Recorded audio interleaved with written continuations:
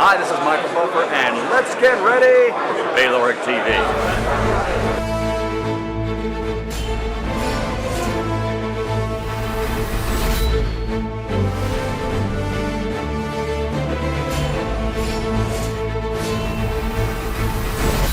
Good morning, good afternoon, good evening, wherever you are in the world.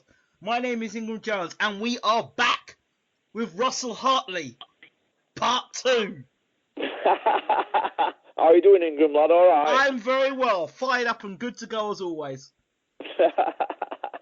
Good man, good man. So, let's pick up from where we left off last interview. Yeah. It got rave reviews. A lot of people loved it. Yeah. Had a few phone calls over it. Yeah, and it was nice. People came back to me saying they consider Bayloric TV the voice of the people. What are your thoughts on that? That's brilliant. That's good. You are a voice of people. A lot of people aren't, but you're very fair, and that's good. You're good at your job. You put your time in, don't you? I put my time in, and some people like it, some people don't like it, some people say they don't like it but sneak on and watch anyway. You know how it goes. Yeah, I can understand that, mate. Yeah. Just stay focused, and you just stay focused on what you're doing. You mind your own business and stay very focused, and don't worry about what anyone else has got to say or do. You just do what you focus got on to your do. own thing. That's what I do in life. I brush it off me when people hate it. It's just you just got. Sometimes you have to take it as criticism, take it on board, but sometimes it goes too far. But I try not to go too far with my criticisms. I also give praise out as well. My greatest point is this: if you're going to criticize me, then come from a point that you've constructed something yourself, built it from scratch. Yeah. Then talk to me about it. Yeah. Unless you built it from scratch, don't talk to me. Unless you built it from scratch, if I were going to criticise you, mate, it'd just be them shirts that you wear, Ingram. I think that's. I mean, you're not exactly Spencer Fear in the dress department, are you, or Chris Eubank? No, not at the moment, no. But I don't think I'm trying to follow Spencer either. With all due respect. Yeah. Yes. Spencer X. Yes, exactly. So so where are we now? Let's go straight into Kovalev Ward, and we'll quickly move into that. Yeah, Kovalev Ward, yeah. What are your thoughts on Kovalev Ward, in your opinion? Right, Kovalev Ward, I think, is going to be a very similar fight to Carl Froch. You've got a strong guy who sometimes the will's got to be greater than the skill. I think he's got some skill. I mean, Froch had skill. He was a bronze medalist in World Amateurs, so they're not cabbages as regards skill, but I think his will is greater than his skill, and I think he's just like a tough guy that's going to take some wearing down, and I think Ward will just do what he did to him with Carl Froch. He'll just hold him, and I mean, a lot of people don't know this, but Ward, when he fought Kessler, he headbutted him 9 times, and he held him 97 times in 11 rounds. Now, he held Carl an average of 8.1 times a round. Now, that's some statistics, that, isn't it? The rest of the time, he's either walking the clock down or holding him. So I think he's just going to do that, basically, just mess him about. He's either going to be tight on him or out at pocket. He's not going to get in range. He'll fight his fight. He's a very intelligent fighter. I don't see him getting beat, and I think he'll take Kovalev to score, because I think Kovalev is getting him at the right time. That's my opinion. I could be wrong. He could just blast him out in one round, but in my opinion, I think if it's the Andre Ward who fought Carl Froch, I think he will just take him to, not to score, but I think he might have just a little bit too much skill for him. That's what I think. But if he gets clipped, he will go, because Darnell Boone dropped him, didn't he? Darnell Boone dropped him. His 8th fight or something, his 7th fight dropped him, and he ended up going to points with Darnell Boone, so you never know, do you? You never know. You never know. Those people who go back and check my history, I spotted Kovalev a long time ago, and I told people... When nobody wanted him. When Kathy Duber took him on, didn't she? Exactly, and nobody wanted to know. Gary Shaw knocked him back, didn't he? De La Hoya didn't want to know. Lou DiBelli also there, and what done the Russian fight, we're going to sell that. Exactly. And he was knocking guys out for fun when he was away, Los Angeles, wasn't he? And he left when he was 7-0, didn't he? There you go. And went to Cafe Duver. I said to people, they were laughing at me when I said he's going to come over and clean out Cleverly within 3 rounds, and people laughed at me. And he came over and he did a number on Nathan Cleverly. And I said, this guy has got atomic bombs in both hands. There's punchers and there's atomic bomb punchers. This guy is in the same class when you talk about punching power. Well, just under the class of Julius Jackson. Julius Jackson, when he hit you, one shot, you went over and you didn't get up. I saw him at Errol Graham in Spain. Yes. And Errol Graham's 4 of his teeth stuck into gum shield on top part, cost him $2,000, Errol told me. And when they pulled gum shield out, 4 teeth were embedded into gum shield. That's when Julian Jackson uppercut. Wow. See, it tells you how powerful. That guy hits with tremendous power, and a legendary puncher, Julian Jackson. And Kovalev's a big puncher, but I don't think he's as big as Julian Jackson. No, for his weight, no. He was a monster puncher, that Julian Jackson. But General McClellan dealt with him, didn't he? That's another one as well. But he took a great shot, and he could punch just as hard as Jackson. Yeah, they were both big punchers. I think it was a case of who hit first when they fought. Exactly. But the first time I saw Kovalev, when I saw him fight Darnell Boone, I think it was probably about his 19th fight. And I think he'd had a draw up to then, or a technical draw or something. Cause I don't think it should have been a draw. It stopped, actually, but I think it was a technical draw against Grover Young in his 17th. But in his 19th, he fought Darnell Boone, and I thought he might get found out in that fight. Yeah. He just might be, obviously, what he'd done to putting Ward down. But Boone had been beat 18 times by then when Kovalev fought him. But everybody was saying it was his breakout fight. And I thought we'll see really how good he is, because he's not really fought anybody till then. And he just blasted him out, didn't he, Darnell Boone? Mm-hmm. And he just blasted everybody out since then, hasn't he, really? Yeah, but nobody's really took him points, apart from that Blake Caballero. Herrero took him points, didn't he? And of course, other than that, he's just blasted everybody. The last guy. Oh, the last guy, the Isaac Chilemba. But he's known. I tell you what, Isaac Chilemba taking in 12 rounds makes Tony Bellew look like a pound for pound, doesn't it now? It does. It does indeed. Because he's a proper messer, isn't he? Yeah, but that's his ideal preparation for Ward. That's going to tell you now that Ward and him are going to go 12 rounds. Because he's just not going to let him hit him. I don't think he'll let him hit him, Ward. But you don't know, do you? Because it is one of them fights, isn't it? And it reminds me of Froch Ward. It does. It was a case of, is he going to be outskilled, or is he going to get knocked out? Because if you look at Froch Ward, I know everybody gives Carl slaver over this, but if you look at them last 4 rounds, Ward ran for his life. Yeah. But Carl started too slow, but in the middle of the fight, he lost it. He gave too many rounds away. Ward, but if you look at the Ward fight, Ward bullied Froch on the inside. That's what I think. Yeah, he did bully him, and I would say that's not Carl's biggest strength for fighting on the inside. Everything else he does in abundance. But that to me ain't fighting, that grappling and jab and grabbing. It's not what the fans want, is it? We don't go to fight to see that, but we were within the rules, wasn't it? And Ward was saying he was coming to fight, and he didn't really come to fight, did he? He picked his pocket, didn't he? He did, but think about it. He's used a skill to do that. Not everybody can do that. Yeah, he has got this. A bit like Mayweather, he commands centre at ring. He don't move. He don't feint. It's like watching. You put a glass eye to sleep, can't they? But let me stop you right there.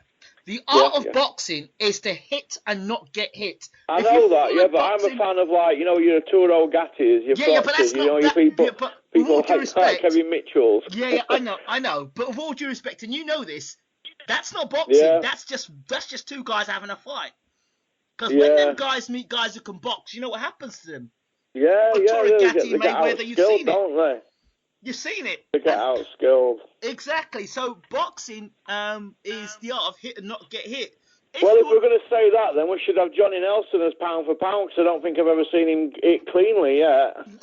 None of them. I don't think I've ever seen him clipped. None of them English fighters take punishment, do they? What about Naz? Early days Naz, when Naz was dropping guys and not getting hit. What about those nights? Yeah, well, he could have a terror, but when he eventually got beat, I mean, to be honest with you, in my opinion, he was dropping everybody, but he never really. He always got guys who were like just over ill, or in my opinion, I just think he could have fought Mayweather. Right, he didn't fight Mayweather. He could have fought Junior Jones. He didn't fight Junior Jones. Eric Morales. He didn't fight him, and he fought Barrera. And Barrera took him to school, didn't he? And I think now they milked that WBO belt that bad. It was like a cow's udder. That's just my opinion on it. Although he had knockout power in either hand, I just think he could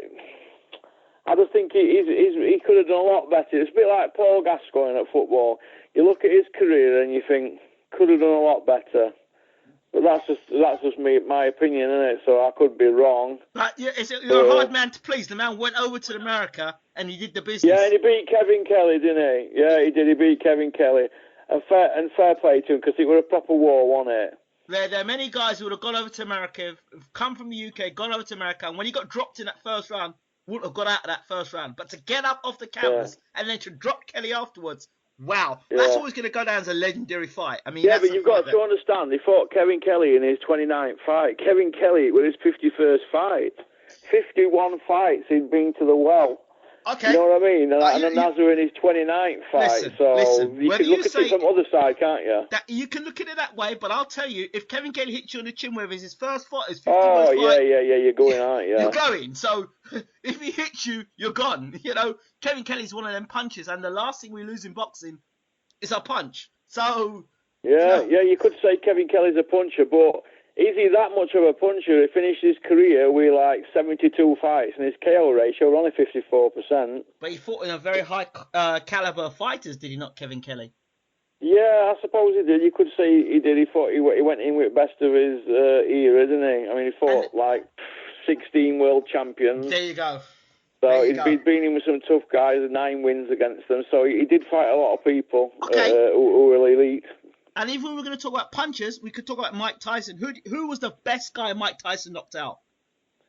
In my opinion, Larry Holmes with Robert Hill. And he was over the hill and he had, 4 or 5 weeks to prepare for the fight against Tyson? Yeah, Don King slipped an early dating on him, didn't he? There you go. See, so... He has that effect on people, Don King, doesn't he? There you go. So, yeah. Okay. So you're going, like most people are saying, that Ward will outbox him, if not Kovalev. Yeah, I think he'll mess him about and just pick his pocket and do what Chilemba did and just stay out of range, or he'll be on his chest. I think that's the only way you can beat that guy, because he's got bricks in both hands. Yeah, I suspect if you get on Kovalev's chest and push him put his back against the ropes, him and Golovkin, that's the way you beat those guys. On their chest, back against the ropes, don't give them any room or leverage to throw punches. That's where you beat them.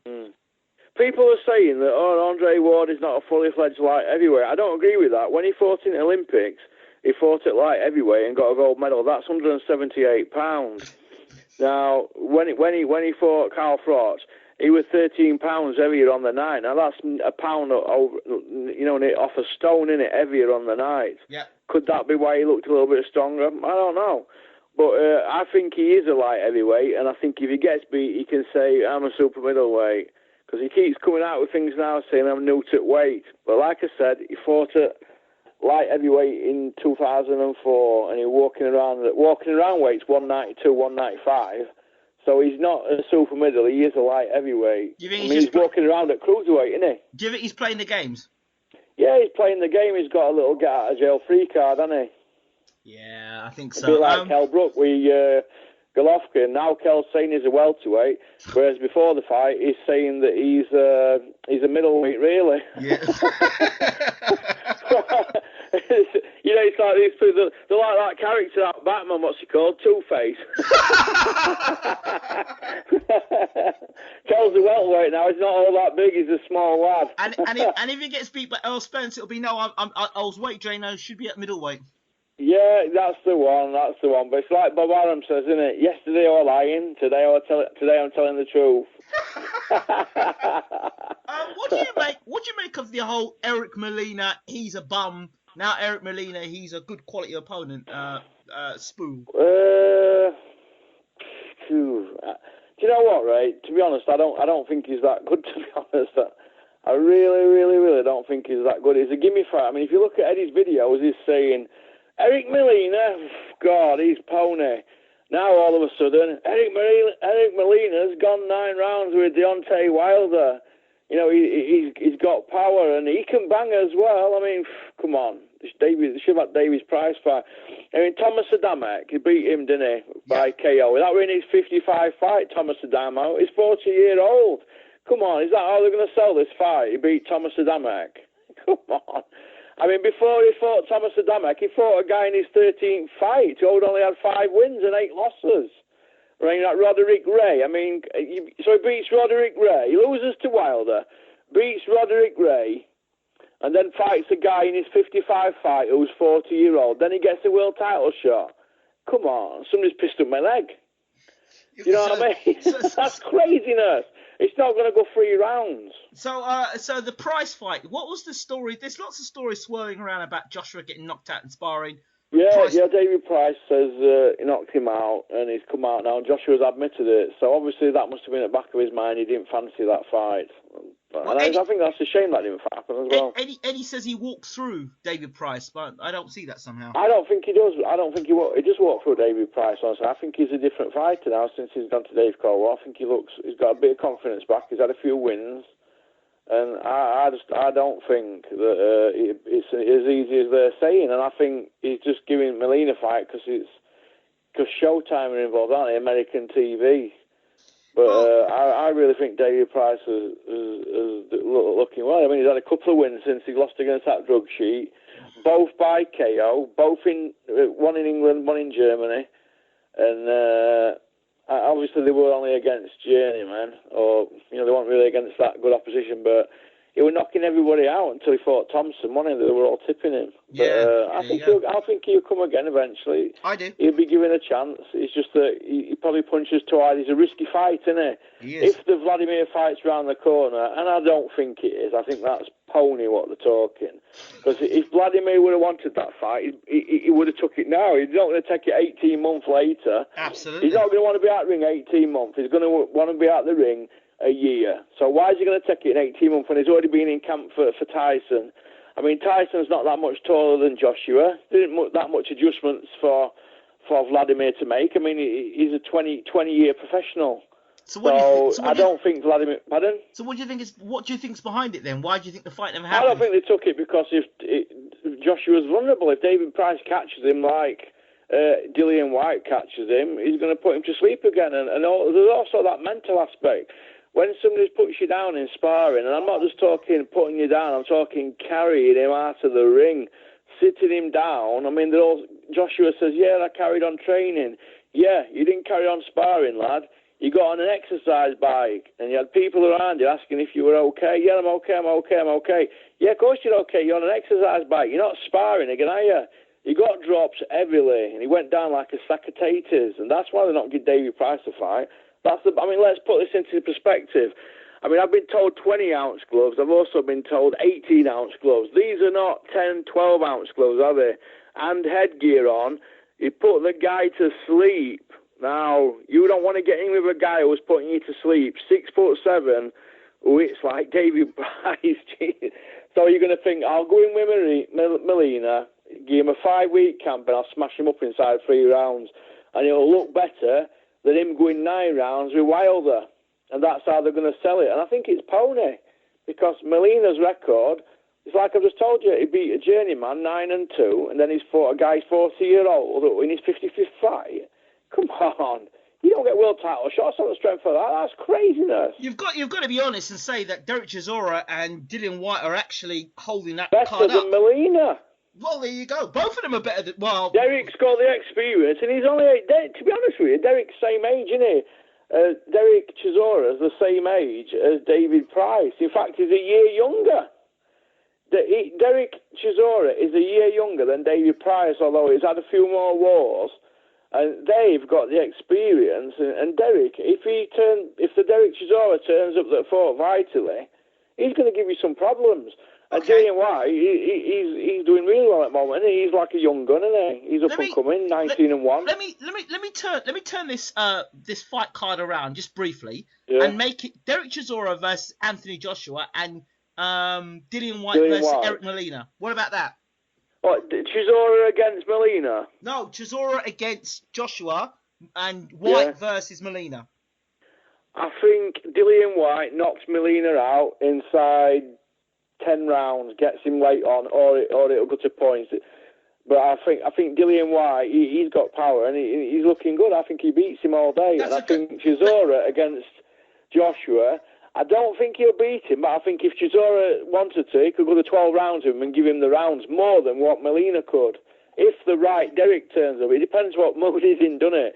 Because when he's on fire, Derek. I mean, he knocked Malik Scott out, but Ortiz couldn't stop him, could he? No. What do you think of this thing about Ortiz and that fight? I think he's good. I just think he got in with a messer. And he's not been in with a messer yet. And I think he looked a bit lacklustre, didn't he? Like, he'd put him down 3 times, and I think he thought that he could just walk him down, but the fight should have been stopped. It was that poor. I mean, sometimes you get referees that call them to the centre of the ring and say, right, you fight or I'm going to stop it. That's what it needed, didn't it? But it didn't happen, did it? And it just went on and on and on, and they've got no crowd atmosphere, and it all looked a bit subdued to me, and you could see Eddie Hearn cringing and like, oh my God. And to be honest with you, I don't even know if they're going to let David Allen fight next month now against Ortiz. I'd be surprised if Ortiz, they give him another chance in case he stinks Arena out. So I don't know. Maybe they've now got the ammunition to get Ortiz out of the way and say, right, he's terrible, we're not going to let Joshua fight him. They've got an excuse now, haven't they? So that's how. There's 2 sides to the coin, isn't there? But that's my opinion. Maybe they don't want him on scene. I mean, to be honest with you, it looks like he wants to lock him behind a prison door, doesn't he? It looks pretty scary, doesn't he? I would like to meet him down a dark alley, would you? no, really, no, I wouldn't. Tell me your thoughts on. We talked about Ortiz. Yeah. And David Allen. I keep hearing this conversation about David Allen and Ortiz, and I keep believing it's going to happen. I've told people already. I think this fight will happen. I spoke to David today, but I didn't speak to him about the fight. But I do know that he's training, and he's up to 8, isn't he? Rankings. Yeah, I spoke to him today briefly. He's training with Dillian White. Yeah. They're good mates. Ain't it good how they could become good mates now? 1 minute, Dillian wanted to come up. He said, "I've got your address, and I'm gonna come and smash you up in South Yorkshire." And I remember going over to Peter Fury's gym on motorway. I'm sat talking to David, and he says to me, "Oh God, there's a tweet here. Look, Dillian White's going to come up and smash me up at my house." And we were laughing about it, but they've become good mates. And Dillian's obviously helping him out, and that he's a bit younger than Dillian, and Dillian's getting some sparring work, and I think that's good that for Dillian and Mark Tibbs because he's a young kid and that, and he's learning his job in here, and I think that's good for him to take him under the wing, and that I think that's brilliant. I am concerned about his career though, because I mean, to be even whispering about fighting guys like Ortiz and David Price. Yeah, I know. Yeah, I mean, if he fights Ortiz, I mean, what's David? Is he 9-1 or something? Yeah. 9-1 and a draw, a 24-year-old. If he fights Ortiz and Ortiz smashes him up, where does he go after that? Really, can he? If he goes 12 rounds with Ortiz, people are going to say, well, Malik Scott went 12 rounds with him. If he gets knocked out, they're going to say you damaged goods. Is it a fight too early? I mean, would Huey be a fight too early for? Would it be too early for Huey to fight Ortiz? I don't know, but on that performance at weekend, I think Huey had beat him, Huey Fury. What about Con Sheehan? Peter Fury was trying to get Dave Allen to fight Con Sheehan as well. Yeah, I spoke to David about that, and he just says that he's going in a different direction. So I don't know. So I mean, if he fights Con and he loses, he'd been beat by a guy 4-0, on it, or 4 or 5-0. It'd be Con's 5th fight, wouldn't it? So maybe David don't want to fight that in case if it goes bad for him. Where does he go from there? You know what I mean? Because that Con's pretty tasty, isn't it, from what I heard, like. Definitely. Let's talk a little bit more. We've talked a bit about the whole Chisora and yeah. Oh, you mean the Dillian? Oh, sorry. Yeah, go on. Yeah. Dillian White Chisora. We've seen the clips. Oh, but that was just predictable. That was going to happen. Putting Dillian White and Chisora in a room together. I went back and looked at the replay. Yeah. I mean, I seen it on Sky. In fact, first time I seen it. I got an email of somebody saying, "Oh, go on Twitter and have a look at Dillian White," and I was surprised that they'd even put that out on social media. You know, like how it happened, because it looked pretty violent, didn't it? And from what I've heard, they were nearly going at it proper. I mean, it took about 7 or 8 guys to hold Dillian down. I mean, he's ex-kickboxing champion, isn't he? I don't know if he's a world champion or European champion kickboxer, isn't he? I mean, he's not to be messed about, is he? But you know what Derek's like? He's not bothered, is he? But the thing he's was, thrown water in his face. Yeah, but what I find quite interesting is that Derek didn't throw the water that was next to his hand. He went to Johnny Nelson's water and he threw it. And if you look at Dillian White when he picked up to throw the glass, he didn't actually throw it at Derek. It seemed like he threw the glass at on the floor. Wall. Yes. Yeah, you don't know if it was staged, do you? I mean, don't forget they're supposed to be on a cut, aren't they? So if they're gonna try and sell fight, they're probably doing it because they're probably on commission. I don't know, but yeah, that's the main fight though on the night, isn't it? Really, that's the one that everybody wants to watch, isn't it? It is. I mean, Joshua's the sideshow, isn't he, Melina? It is a sad. If you're really honest, Joshua should be the undercard. And, yeah, he should be. Yeah, Dillian White and Chisora should be top of the bill. They should be headline acts. I mean, to be honest with you, if Derek or Dillian White gets injured, will the show collapse? Will anybody turn up, or will they want the money back? Because they'll not get it, will they, if you read small print on your ticket? Exactly. So I don't know how they'd save the show. They'd have to get somebody good in, wouldn't they? They would. They'd have problems. Yeah, they'd have problems. So really, I hope they're paying Dillian very well and Derek. And Derek was saying, well, you know what, money. You're not getting paid enough money at the moment. So he seemed pretty discontent about things, Derek, money-wise. Yeah, do you know what? People can say that he's a money grabber, but he knocked massive money back to fight Elias instead of Joshua. But yet, if he fights Dillian and if he beats Dillian, he'll get the Joshua fight, won't he, this next year? Okay. So I don't know. Sometimes you don't know what's going through Derek's head, dear. But I think inside, I think he might be a half decent guy inside. I know he gets a lot of bad press and that, doesn't he? Yeah. But he's always entertaining, isn't he? Let's talk a bit more about fighters. Abel Sanchez, I spoke to earlier this evening, and he said, I mentioned Froch, didn't he? Yeah, I said he keeps going over Carl Froch. Yeah. But before we talk about Froch, because we do want to talk about Froch, and good evening to Carl Froch if he's listening to the show. Yeah, he'll be listening. Hello, Carl. With your nose job. I did mention the nose job to Abel Sanchez. Did you see it on that song? Did you see that Matchroom song that Next Big Pod have done? Yes, I heard. I've seen it. Very funny. Yeah, I thought it was a good ending. Hey, do you know what? Cobra's nose looks perfect, doesn't it? Well, his nose looks perfect to what it were. Come on, it does look better, doesn't it? According to Abel Sanchez, I said one of the reasons why I don't think Carl Froch will come back and fight Gennady Golovkin is because he's had a nose job. And Abel said... that's true. Let me tell you a little story, and you know this is true. Yes. I was up Nottingham a couple of weeks ago. I had some gloves to pick up for my kid's birthday, and one of his family said to me that every time his little boy touches his dad's nose, he's in agony. You know, I don't know if this is what happens in the first 6 months for you having your nose on, but apparently you've only got to touch his nose a little bit, and he's in really bad pain. So maybe that might be it.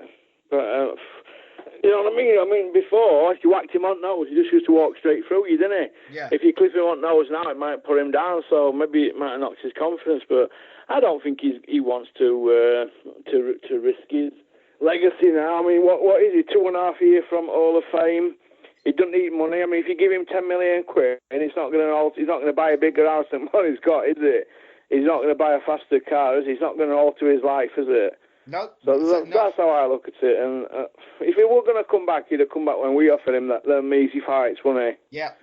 You know what I mean? 2 million a fight for four guys who he can blow away that were credible. So why do you want to go fight Golovkin when he's had a nose job for 10 mil, which were 2 million more than we offered for 4 easy ones? So I don't know. And you're out 3 years. Come on, 3 years out and he's had a nose job. And they're talking about him now. But yet in 2014, 2015, when Carl were asking for the fight, they didn't want to know. I mean, if you look at Golovkin's record, he's had 17 world title fights. He's beat 4 world champions. 2 were former 160-pound champions. 1 a 154-pound champion, light middle, and Kell Brook a welterweight. So he's like I said before, he's got more. It's like Humpty Dumpty teddy bear, isn't it? His record padded to death. Well, I know you're a Golovkin fan, England, but I deal in facts, mate. Hold on. Let me clarify a few things here. I never said I was a Golovkin fan at any point. Oh, didn't you? Oh, sorry, I thought you were, mate. No. I've always dug out Abel Sanchez about the Golovkin thing. I really have. Oh, about his padded record. Well, I've dug him out a few times because he said Abel Sanchez said to me he's been in with some dangerous opponents. Dominic Wade was very dangerous. I said dangerous where? Maybe on Dominic who? Dominic Wade, very dangerous opponent. He's not dangerous. My missus would have knocked him out with one boob. Oh, he ain't dangerous, and he mate. said Gill was a dangerous opponent. I said, mate, no, sorry, Abel. Daniel Gill was a dangerous opponent. Daniel Gill? No, he's not dangerous. He couldn't even drop Darren Barker, keep Darren Barker down. He's not. He can't punch for toffee, mate. He couldn't knock a wet echo out him, Daniel Gill. So when I said this to Abel Sanchez, he kind of backed up. Like, then he of course he's going to back up, man. I mean, when he was with Golovkin, Kovalev fell out with him because the guys who were feeding him. He wanted to step his career up, but Abel Sanchez just likes to keep him earning, get me my... You know what they call him, don't you, in America, Abel Sanchez? What's that? Mr. 10%. That's his nickname. And Golovkin, he's his little cash cow. He had 17 world title fights, average between 1 to 4 million a go. He worked that out 10%. What's that? He's had a good 5-6 million for himself, hasn't he? That's the way it goes, right? That's how he does it. Pardon? That's how he works it out. Well, if he's earned £5-6 million and getting away with knocking out guys that are fringe level, I mean, they don't want to go near Billy Joe Saunders, do they? Do you know why? Because he's a southpaw and he's probably going to give him nightmares. Kell Brook had a little go with him, didn't he? But Billy Joe's a southpaw and a mover, and he can bang. And I don't think they're that keen on that fight. Because that's a big fight, that, let me tell you. And who has Gennady Golovkin beat who Billy Joe Saunders won't beat? And who's Golovkin beat who Eubank couldn't beat? Because Eubank and Billy Joe would beat everybody. I mean everybody that Golovkin's beat, even Kell Brook. So that's where his record is. I mean, Bill's had some stick up to beating Andy Lee about his record, but he's a world champion, and he beat world champion Andy Lee as well. And he beat Chris Eubank, who they were saying was the next big thing. And I think they're not keen on Billy Joe Saunders. I mean, they've gone quiet on it now. They're calling out 40-year-old Carl Froch, 3-year laid on settee, with a nose job, instead of fighting Billy Joe. So I just think they're cowards and they just want to plough through boxing like certain people and just pick up money and just feed us crap. Okay, you know something that happened a couple of days ago with Frank Warren? Yeah. I was so happy to see Frank. Yeah, the BT Sport thing. I am so happy. It was something that I said should have happened a long time ago. I am so happy with Frank Warren. I'm so happy because everyone dismisses Frank. I'm so happy to see Frank back on the horse. Yeah. And more exposure can I to his just fighters. say, I have given Frank Warren loads and loads of stick. You know, when we were at Sky, I used to dig him out every week. You know why? Because he was there to be dug out. I mean, he was feeding Cleverly and Calzaghe and Ricky Hatton when he had Ricky. There was so many guys that were like Pony who were unbelievable. I mean, that's why Ricky Hatton left in the end. But wait, hold on. Cleverly were under the belt because Jürgen Bremer's bail conditions. He couldn't get on an airplane. Hold on. I'm gonna defend Frank here for a second because I think he did. Yeah, I know, because he's turned it around and good luck to him. No, not that. I'm going to defend him over the Ricky Hatton thing. He built Ricky Hatton's career. Yeah, he did. He built him up, but they were on WBU fights, weren't they? Yes, and then he took on Costa Zoo at the right time. Yeah, then he left. Oh, yeah, he lost. Ricky left him after that, didn't he? Yeah, and then you look at the Calzaghe career. Even you think of Calzaghe a second. I mean, did he not deliver the Kessler fight? Yeah, he did, but that were in Joe's 20th defence. I mean, over 19 guys. Jeff Lacey? Jeff Lacey, yeah, you could say that. Charles Brewer? Charles Brewer? Pardon? Charles Brewer? Yeah, he beat 8 world champions as a 168-pound guy. I mean, he's sitting at number 1 on Boxrec, Calzaghe, all-time greats. Froch is at number 2. They both beat 8 world champions. But when Groves wins WBA, Froch has got 10 world champion victories. So he jumps above Joe on Boxrec rankings, and that's all I'm bothered about, mate. He got a slippery win over Robin Reed, didn't he, at super middleweight? Very slippery. Richie Woodall. I mean, he's British level. How he ended up with a belt, I don't know. Saki Abika, I give him credit for that. I don't give him credit for Peter Manfredo. I like middleweights. I can't give him credit for that. Evans Ashira, maybe. Mario Veit, no, he's only rematch he had. He knocked him out in one round and then fought him again and stopped him in, 3 or 4 rounds, so I can't give him credit for that. Kabri Salam, he put him down. Emger McKirchen, who are they? Miguel Angel Jimenez, Willie McIntyre, Omar Sheikh. I mean, he's been... Wait. That Omar Sheikh fight was a good fight. It was entertaining. He should be beating Omar Sheikh. Come on. You cannot say that was not an entertaining fight. Don't tell me that was an entertaining fight. Yeah, that was more entertaining than half of those 90-10 fights that Joe Gallagher fighters are in. Come on. Yeah, I suppose you could say that. I suppose, yeah, you could say that. I suppose, yeah. It was an exciting fight. I mean, it was a good fight. And that fight, was it Mark, the guy that dropped Calzaghe, and then he got up and knocked him out? Who was that? Not Charles Brewer. Byron Mitchell. That was a brilliant fight. I remember watching that on the. I was on the seat of my pants. He was a former world champion, yeah. But like he'd been beat, hadn't he? Before he'd been beat a few times before he fought Joe, and Sheikha won't. I didn't really think Sheikha were that much, to be honest. He was hyped in America. Pardon? The Americans rated Sheikha. Been beat 12 times. Well.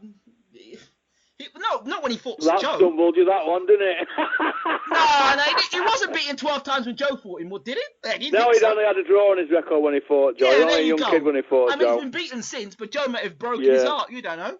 Yeah, but my argument with Joe Calzaghe's record, right, they built that Tucker Pudwell up. Now, Tucker Pudwell's record, right, before he fought Joe, he was 39-4. Wait, hold on. And he fought, and in this particular year, when he fought Joe Calzaghe, right. How can I explain it? He fought 4 guys in this year, and they've got 199 losses. Wait. Let me stop you there. I'm gonna stop you there. You're very good with statistics, but let me ask you a question.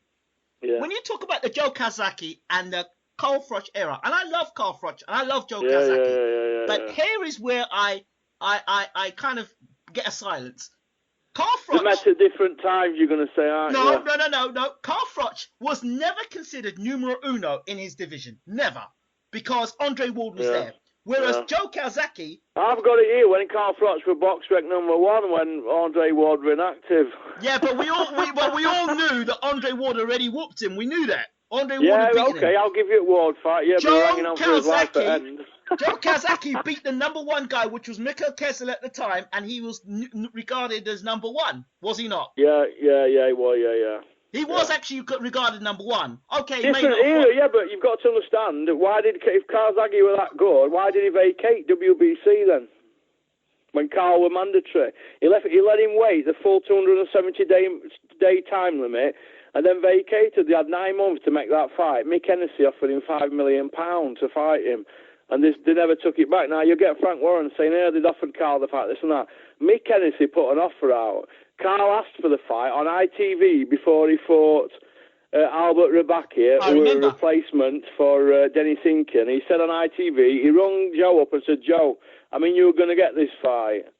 And Joe said, yeah, you want to fight me because you want to get paid. But it never happened, and he vacated the belt 2 months later. Now, I don't agree with that, to be honest, because he was his mandatory. Now, it's all right, people saying that Carl Froch swerved James DeGale because he was his mandatory, but he retired and he had naught to prove.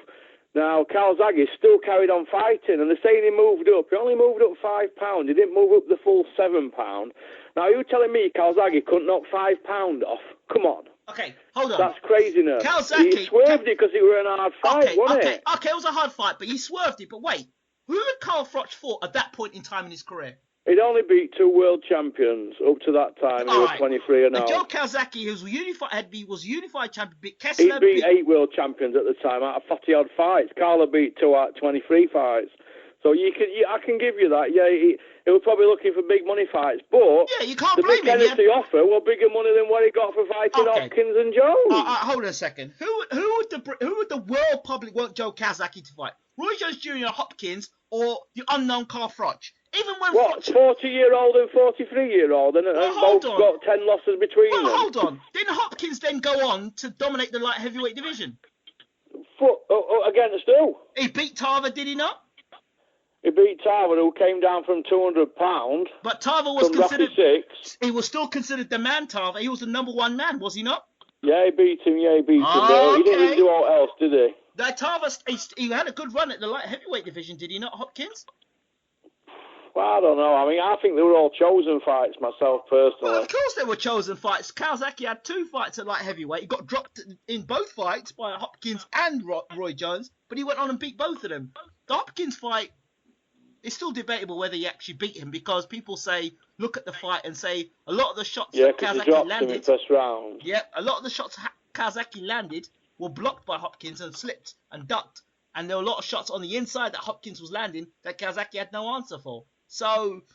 Well, if you look at Bernard Hopkins' record, right, after he fought Joe Calzaghe, it was Kelly Pavlik. He made him move up from £160 to £170 catch weight. He beat him.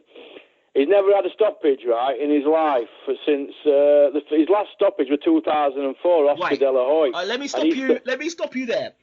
Kelly Pavlik was considered a very bad man. The number one guy in the middleweight. At middleweight. Now, not at light heavyweight. When that fight was announced at the time, people were fearing for Hopkins' life. They thought that Pavlik was going to do a number on him, and Hopkins went out and did a number on Pavlik. So Hopkins wasn't the favourite going in that fight. It was Kelly Pavlik. I remember rightly because... Yeah, but you also got to understand that we were moving up £10, wasn't it? Gerald McClellan moved up £8 to fight Nigel Benn. Moving up's a big thing. He should have had a couple of warm-up fights like Ward's done. I agree, but all the experts at the time were saying, "Oh, Pavlik's going to knock out Hopkins. He's going to knock out Hopkins." I'm just taking it as it was then. I mean, it's all nice to look at things at hindsight, but it is what it is. I think it would be interesting to see Carl versus Calzaghe. The thing is, looking at what Ward did to Froch as a technician... You think Hopkins would have done the same thing? You think Calzaghe would have done the same thing? Hand speed, movement. Calzaghe can adjust on the fly. Froch seems to fight the same way on all his fights. Don't get me wrong, Froch has got a great chin and a big heart and a walk you down. But Calzaghe, movement, hand speed. Don't get me wrong. Carl's got a great... You can't knock Carl Froch because the things he's done... Over a short period of time, he fought back-to-back guys, didn't he? Of course. Whereas Joe's were paced out over a long, long time. His 8 wins over champions. Carl's 8 wins were squashed into like 11 fights, weren't they? Let me ask you a question. If Joe Calzaghe replaced Carl Froch in the Super 6, would Andre Ward have won the Super 6? See, that's debatable, isn't it? Because the Calzaghe's age at the time, he might have gone against him. Because I think Ward is that much of a messer. I think he would have just held him all night like Hopkins did to him. I mean, Hopkins, when he fought Calzaghe, it was a terrible fight, wasn't it? It's not one of the fights that people say, oh, let's put the Hopkins Calzaghe fight on. They don't say that. They say, let's put Froch Pascal on, or let's put Froch Kessler on, don't they? Froch Groves. They don't want to watch Hopkins fight. I mean, I don't know anybody who says, let's put a Bernard Hopkins fight on. You or a Ward fight. I agree with you. But looking at, I'll say this to you, right? I'm just going through Hopkins' record here. Kelly Pavlik, he made him put £10 on. Enrico Amiles, never heard of him. Roy Jones, 54 and 6, shot to bits. Pascal twice, Froch beat him. Dawson were a no contest. He jumped on floor and cried off. Then he got beat by him. Tarvis Cloud, he'd beat nobody in top 15. Carol Murray, never heard of him.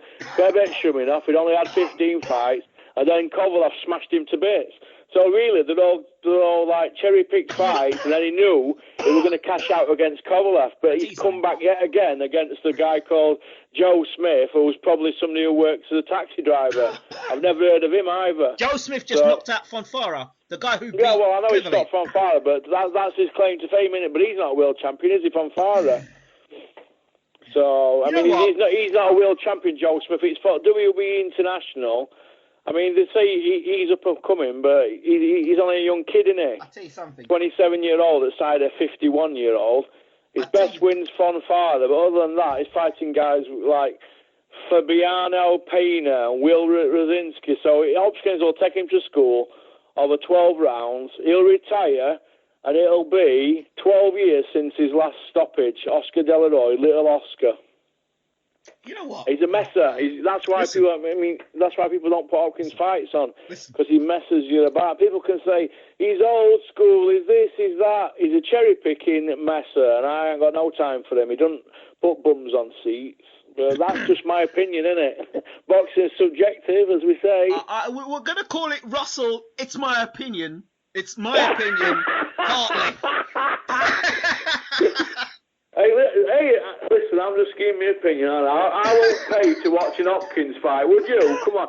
No. People don't say, let's go on a plane to watch Hopkins. They don't say, let's jump on a plane to watch Ricky Hatton or Carl Frampton. They don't say, let's go watch Hopkins and Joe Smith, do they? No, they don't. They don't. Let's be honest. They don't. Are you going to watch it in New York? You're a media guy. No, or wherever absolutely it's not. happening in California. Absolutely not. You're not going. I don't think Coogan and James will be going either, will they? But they're going Kovalev fight, aren't they? All right. Well, anyway. Yeah. Where are we? Let me think. Yeah. You know, Frank Warren's TV deal. Yeah, I love that deal. I'm so happy. There'll be. I can only think now that there'll be a bunch of. Like a bug. Did you see him licking his chops on press conference? Frank, he was sat there, and one of the media hacks said, "Frank, will you be signing any new fighters?" Did you see it grin on him? He was like a crocodile eyeing a pig up, wasn't he? I'll tell you something. Did you see it grin on him? I've never seen him grin like that since he banked that cheque from Calzaghe Kessler and didn't pay Millennium $500,000 to Hyatt Building. That's the last time I've seen Frank grin like that. I'm telling you now. Did you see him lick his lips? If anybody wants to come and cross the street, we're the only game in town. We're the biggest game in town. I swear to God, mate, I wet my pants. Listen, I could hear the trembling shakes from Brentwood, Essex. I am so happy. I am so happy for yeah, I hope really he squashes Eddie like a bug. I like competition. I love competition. Yeah, I love competition. It'll make Eddie start paying Dave Allen more money to fight people. Not that it'll stop Dave going into bookies. But yeah, it's competition makes it's better for fans, isn't it, and everybody else involved, isn't it? You know, I first of all, I love talking to you, and 19... why is that? Because I'm dry and I say it as it is. Well, possibly that could be it, and I can't argue. I can't argue with a lot of things you say. When you bring up the statistics, I tell you, you're a promoter's nightmare. I'm a promoter's nightmare. I should work in media, shouldn't I? You should stay. Promoters should stay well clear of you, because you would ruin a lot of people's shows. You would ruin a lot of people's illusion and BS. You really would. And I hope more boxing fans listen to this interview, and they listen carefully to what you're saying and read between the lines. I don't put in it. No, I don't suffer fools gladly. No, I don't. I mean, there's not. To be honest with you, there's not many straight shooters in boxing, right? If you're a straight shooter in boxing, sometimes it's hard to get on. I mean, when I think of straight shooters in boxing, I think of people like Steffi Bull, Peter Fury, Tyson Fury. They're straight shooters. Carl Froch, he's a straight shooter. Robert McCracken. And sometimes they don't like it. People don't like you being a straight shooter, so you get yes men, like the commentating the other day. Adam Smith on the McDonald fight, he went from one extreme saying, "Oh, it looks like Jamie McDonald's reign's over," to after the fight saying, "Well, you know, people's runs come to an end," and then they gave the fight to McDonald. And then he said, "Oh, well, in boxing, this is why we love our sport so much." I mean, he should be a politician, Adam Smith, isn't he? He should be a politician. I mean, at the end of the fight, Barry walked off because he didn't want to reveal his scores. Because it's his mate in him at McDonald. But at the end of the day, people should say what they want to say. I mean, I look at commentators now, and there's so many of them who are frightened to give an opinion. It's like Gary Lineker on Match at Day. He's been sat on splinters 20 years. I mean, boxing's getting like that. There is some straight shooters that'll say, "Well, I thought you lost." And I think, but Paul Smith, I mean, I give Paul Smith stick because he fights nobodies, and they're all expecting to fight for WBA, aren't they? But even though I give Smig some stick, he said, "I've got McDonald losing by 3 rounds. I just told it straight." And he is a good commentator as well. So I give them people respect if they're going to be straight shooters. Not people who are going to be underhand and say, well, I thought you won, Jamie. It's pony. Do you know them 4 fights at Monaco were 97 to 1 odds for them all 4 to go to points? 97 to 1. And let me tell you, I know people that backed it. 97 to 1, that's craziness. And the bet came in. And mine didn't. Ortiz didn't knock him out, did he? And cost me a few quid. All other 3 came in. I had Ortiz. Who had Ortiz to win on points? Come on. The only people who had him to win on points were all that Essex mob at Monaco. I'm telling you now, mate, it's craziness. Well, it's interesting. Very, very interesting. I will say this much. Coming to the end of our interview. Yeah, go on, yeah. Before I do come to the end of the interview, there's another person I want to talk about. Amir Khan. Oh, yeah, you want to talk about the Amir Khan? Yeah, the guys I'm working with, Dennis and Asif. Asif agreed to sign Amir, and they went to do the meet, and it's with the guys from It's About Boxing and the 2 guys from It's About Boxing. You know the TV channel, Freeview 90? Yes. Sky Channel 468, the 2 guys from there. Amir met him at Joe Gallagher's gym, so Asif sat in his office at Bolton, and thinking, oh, there must be stuck in traffic. And Amir's ended up going with them, hasn't he? So that's just one little tale from boxing, whereas people stab you in the back, don't they? And that's just what happens, isn't it? It's just, I see it every day, and people give the word and shake your hand, look you in the eye, and then they go and do something else. I mean, what sort of person does that? I mean, these people, if they were in prison and they did a say tobacco deal, they said, I want half ounce of gold in Virginia, I want an ounce back, I'll pay you on Thursday, shake your hand. If they don't pay you on Thursday, they're going to get the throat slit on Friday. Now, I think we should bring that into boxing, because everybody would be walking around with Mars bars on the neck, wouldn't they? Because there's no loyalty, is there? There's no people have got no honour. How could they do that to Asif? He's a lovely guy, man, but that's boxing for you. That's just one little tale. I think it's sad, but we'll bounce back, and so will Asif and Dennis. But I just think it's bad, and people go back on the word. But you know, it's onwards and upwards, isn't it? There's not many people in boxing that are honest. No, I'm a straight shooter, me. That's probably why I'm stuck at B and I can't get to C. There are a lot of thieves. There are a lot of underhanders. There are a lot of oh my God, backslappers. I see it all of them after parties. I mean, there's an old story that goes around, isn't there, that what is it, Leon Spinks? Don King arrived at the fight with Leon Spinks and some guy. I forget he was champion Spinks. I think it was the Ali fight. He arrived with champion and he left with champion. Or did he arrive with Ali and he left with Spinks? Something like that. I mean, that's probably Don King at his best for it.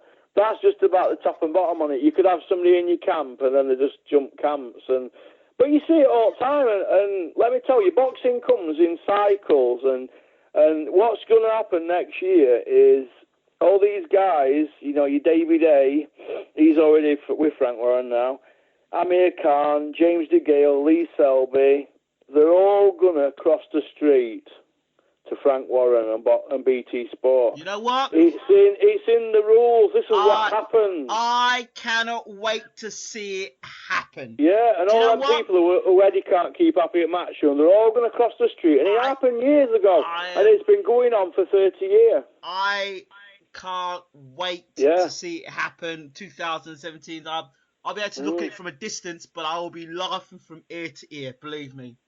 Yeah, well, I mean, to be honest with you, you have to give Frank his respect. He's been a fighter this last 5 years, hasn't he? And he's managed to keep that Box Nation afloat.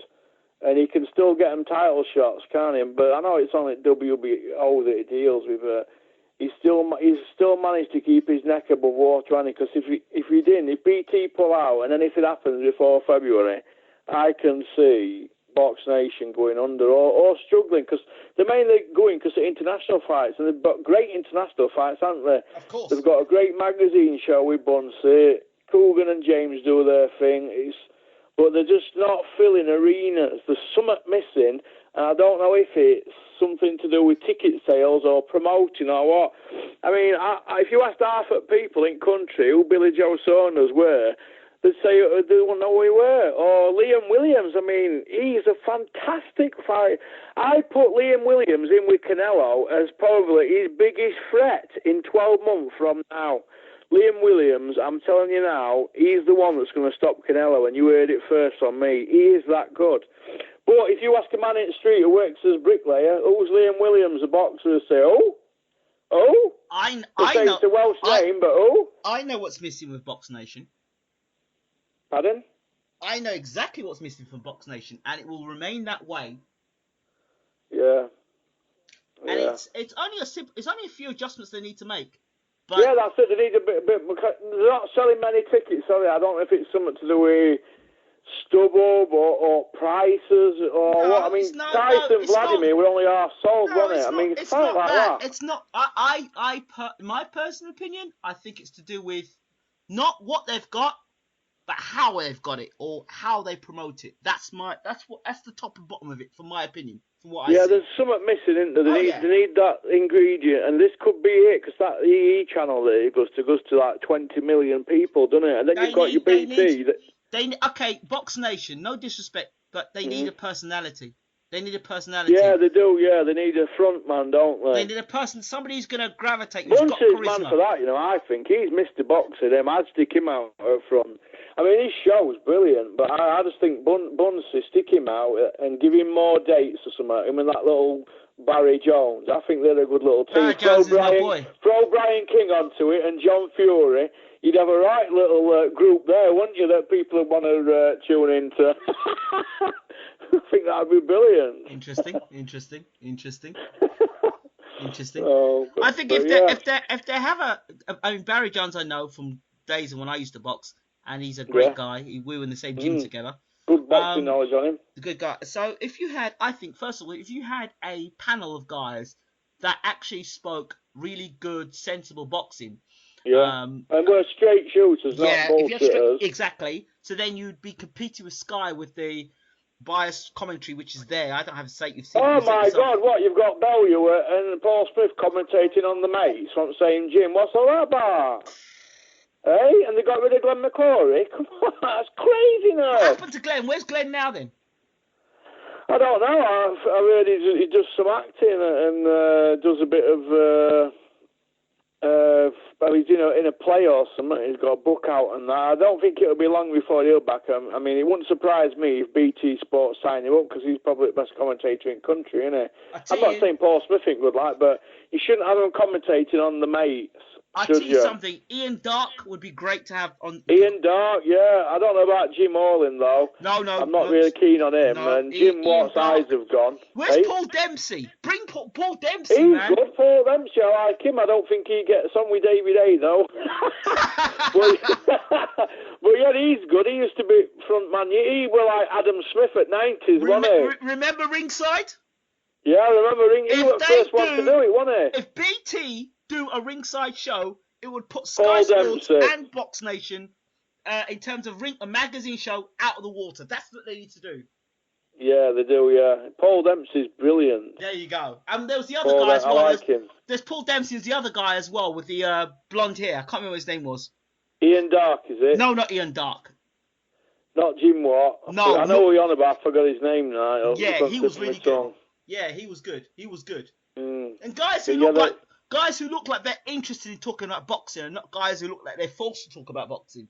Yeah. I mean,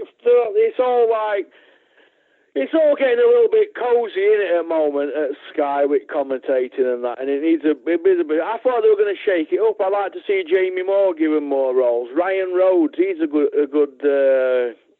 commentator. Ryan Rhodes, Matt Macklin, Jamie Moore, Froch, Paul Smith, them sort of guys, and get rid of all old brigade. I mean, God, all back slappers. Do you know what I mean? I mean, Adam Smith, he needs to be gone. Johnny and Nelson, gone. We're sick of seniors. We want some new blood. We don't want people who are going to pat each other on back. I mean, it's no good. We want new faces, new blood. I'll give you an exclusive right here. Watch this exclusive. The Stooner one of these stations start tapping into the YouTube community is the day that boxing changes. Yeah.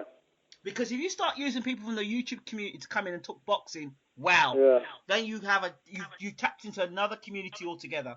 But Yeah. hey. Yeah, you're right, man. And you know what I think is going to happen as well? And David A flirted with it, didn't he? You know, YouTube buying boxing fights. Yeah. Yeah. You know, actually, or Facebook or Google. Yeah. Getting involved in boxing. That's all it needs, and that would be it, wouldn't it? There'd be no more Sky. There'd be no more BT Sport. You know, there'd be no more backslapping old boys club. It'd be YouTube. It'd be hardcore. For hardcores, because that's what it's all about, isn't it, really? Hardcores. Forget all these casuals. They're football fans. They're not hardcore, inverted commas. Well, as we come to the end of this interview, I will... No problem, mate. As we come to the end, I will say this much. Never underestimate the small man. That's the one. And never underestimate Donald Trump. 16 to 1, eh? And I had 100 quid on it, and everybody's gutted. Russell, me mind. Have you got anything else to say before we end? No, I just hope that all those people who listened last time are all entertained this time. And Eddie, if you're listening, screw you. And happy Christmas to everybody if you don't have me on again. Happy Christmas, and if we don't have you on again, it's been a pleasure talking to you, Russell. No problem. Bayloric TV, love you and love what you have to say. You're greatly entertaining, and who knows in the future what may happen. We might meet up for a pint, eh? Absolutely. I owe you one. No problem, kid. You take care. You take care. All the best. Bye-bye, mate. Thanks again. Bye-bye.